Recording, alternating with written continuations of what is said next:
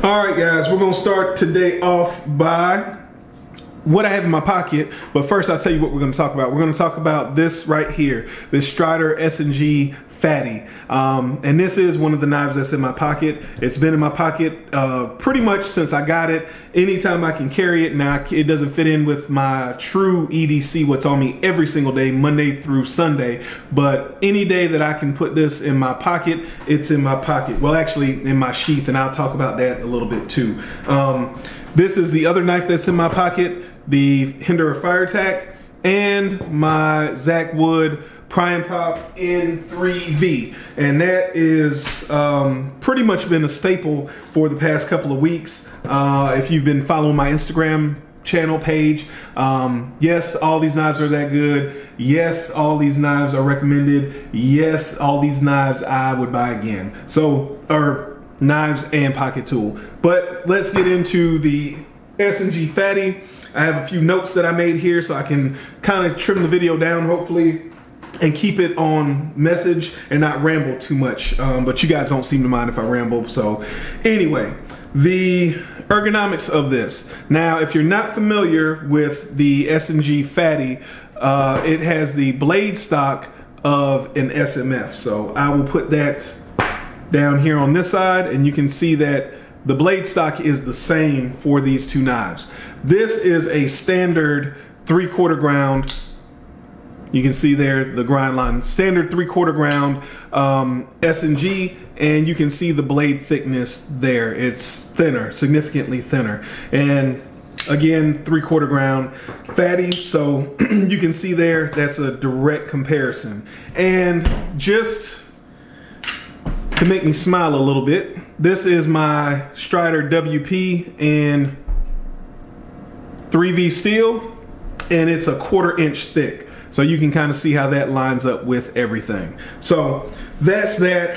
What I noticed right off the bat, and I didn't really notice it until I put both knives in my hand, kind of back to back. And you can see there's not a ton of difference in the thickness of these knives. But I'm telling you, when you hold this knife in your hand after holding this knife, this knife feels thin almost. It just feels different in hand. This knife here, even though it's the size of an SnG, it's more filling in the hand. So that's one thing, one byproduct of the thicker blade that I enjoyed. Now, obviously, the blade is the same thickness as an SMF. So if you're used to using an SMF, the cutting performance isn't any different. The blade length is just a little bit shorter. Obviously, with it being 3/4 grind and the thickness of an SMF, this is not going to be as great of a slicer, but I didn't find any task that I needed to use it for. And you can see I haven't used it too hard. Just basic household stuff, you know, cutting some plastics and things of that nature. But I didn't find any task that it wasn't up to, slicing or otherwise. So that is the ergonomics of the knife. The fit and finish. I am blown away by the fit and finish on this knife. The first thing that you can notice from the outside of the knife is that the screws have been taken off the front of the scale, and they've been moved around to the back. Makes the knife a lot cleaner, makes the knife a lot smoother looking. You can see the differences in the stop pins here. And again, this is an older SnG, but pretty much before Mick started running these production knives out of his shop, this was pretty typical. You can see even the difference in the pivot. The pivot has been finished better. You can see here, not that there's a problem with it, but you can just see it just looks more refined and more finished. I've never had any issues with any gaps or anything like that, but this knife here, it's superior in every way to this production knife. One other thing that you'll notice with these knives, and I love this knife. This is, if I could only have one Strider, this would be the Strider that I would keep, and I've used it a lot. I've remodeled a kitchen, I've installed water heaters, I've put up 6-foot privacy fences, I've gardened, you name it, this knife is in my pocket. I've repaired or replaced several toilets. Anything that I do work-wise, cut the grass, anything that I do that requires work, this knife is in my pocket. But when I picked this knife up after carrying this knife for about a week, this felt rough, gritty, unrefined, barbaric, just very raw. And you can see here, and I used to think that this knife was super smooth and it was terrific and it was great, and it's not bad. It's not bad. There's definitely more lock bar tension on this knife than on this knife, but look at this. This knife has not been taken apart. It has not been oiled. It has been carried for about a week, week and a half, and it just drops. It drops so freely and so fast that it bounces off of your thumb. The action on this knife is just, it's smooth. It's just super, super, super smooth. There is graphite on the tang of the knife, but I haven't replaced it or cleaned it or anything like that. I've just used it.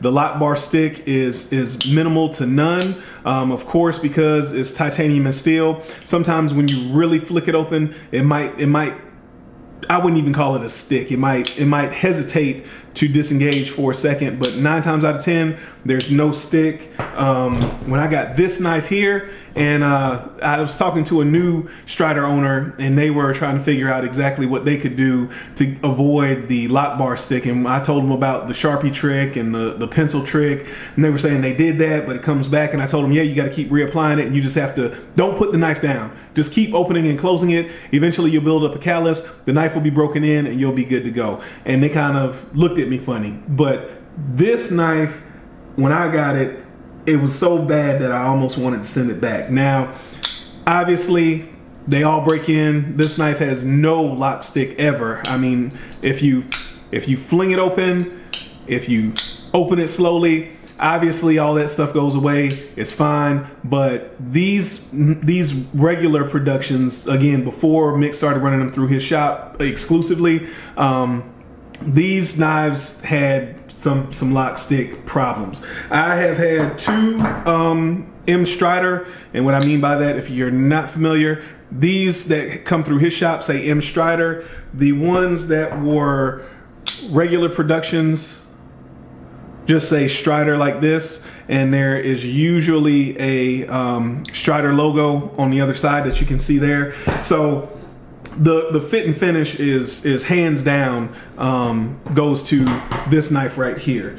The size comparison, I already did the size comparisons. Sheath. Now this is one thing to think about if you carry in a sheath, and if you don't carry in a sheath, I highly recommend that you Google Dave Abramson of Lifters Leather. That's Lifters Leather. He makes awesome sheaths for any knife that you can think of. Now, the one thing I ran into, and it's no issue for Dave, is something that I didn't think about, and I'm sure nobody else thought about. This knife is just a hair thicker than the regular production Strider. So what I noticed after carrying this knife for, like I said, about a week or so, I went back to this knife and I put it in my sheath that I use all the time. And what I noticed was the retention just, it wasn't there. Now it's gotten a little bit better, but you can see it kind of just slips right out. Now, when I put this knife in here, it's very, you can see it's very well fitted, and this knife used to fit more like that, but you can see now it barely has any retention at all. It won't fall out, but after a while of carrying this in it, if I put this right back in it, the retention is pretty poor. So if you were going to carry your fatty in a sheath, I would recommend picking up a sheath specifically for your fatty. Just my opinion. Take that for what it's worth. Now, I talked about value in my Hinder video, and I'm going to come back around to value here. A lot of people will tell you, oh my God, $400 for a knife, that's ridiculous. I'm not paying $400 for a knife. What's a $400 knife going to give me? Well, the first thing is, these knives warranty, hands down one of the best warranties in the business, and I don't think people figure that into the value or the cost of a knife. Obviously, people want to just look at the physical, tangible item and say, is this worth X number of dollars or is it not?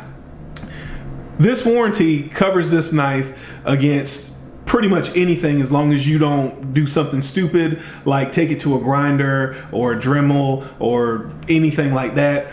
If I was out working with this knife in the yard, like I said, I use this knife for that, but if I was out working with this knife in the yard and I was digging around doing something I probably shouldn't even be doing with a knife, if I snap this blade in half, I put it in a box, mail it back to Strider, include $25. Strider mails me back a knife with a new blade, and they fix up whatever else has gone on with the knife since it's been in my possession. So yes, this is a $450 knife, but is the $50 Kershaw that you're carrying, do they have that warranty?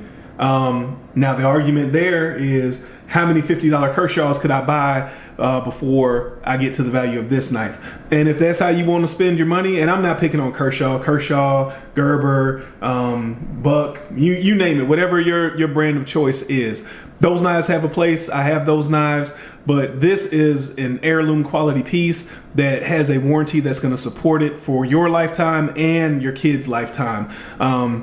So yes, it's $450, but I do think it's worth it. If for nothing else, the warranty is outstanding. As I said, the quality on these knives that are coming out of the shop now that Mick is putting out, they're right up there with his performance series. I won't go as far as to say his customs, but they are getting very high quality, becoming very high quality.